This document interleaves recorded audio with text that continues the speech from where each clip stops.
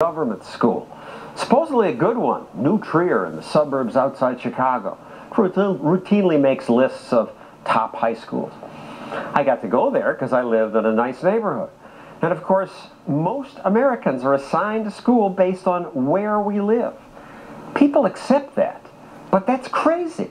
What if you were assigned to your neighborhood grocery store? The store would have no incentive to improve, just like today's government schools. Fortunately, some states now offer vouchers that allow some poorer people to try a school outside their neighborhood.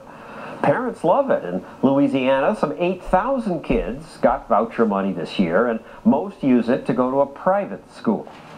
So parents love it, kids like it, but Eric Holder, U.S. Attorney General, doesn't.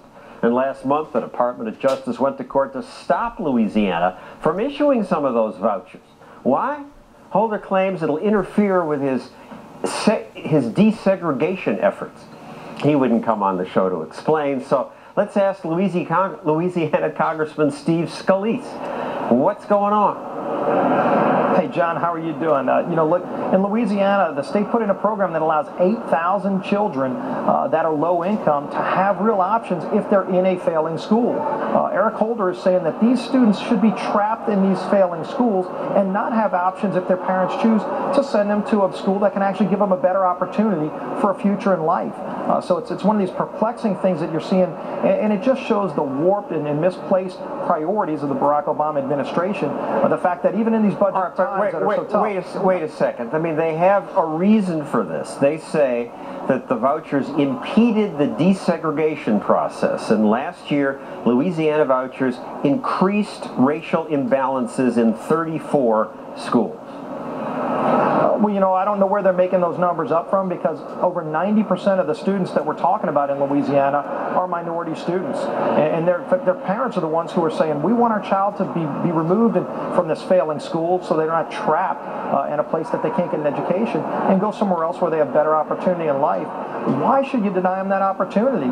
Again, this is the parent saying, I don't want my child to be trapped in a school that's rated to be failing. This only applies to schools that are C, D, or F schools by the state's rating system. And for the record, we think of the public school, government schools as this big melting pot, but they are more segregated now than private schools. And one study found in lunchrooms that different races were more likely to sit together and not self-segregate in private schools.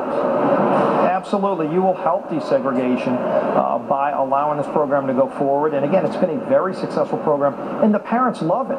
Shouldn't this be about helping those parents and their children who are trapped in failing schools?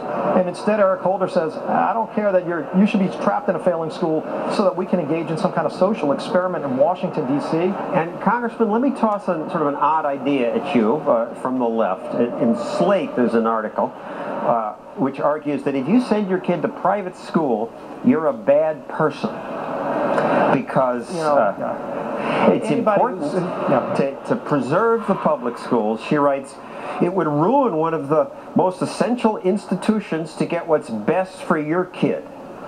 That's not for the common good. Anybody who's disgraceful enough to try to take cheap shots at somebody's children because of a policy decision, I think it says a lot about their character.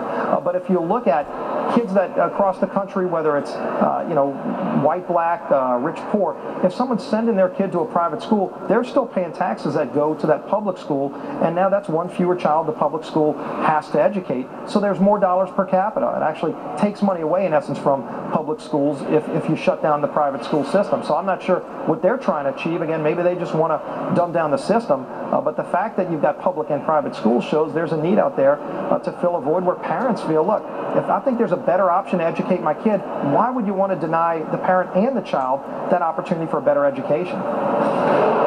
Why indeed. Thank you, Congressman Scalise.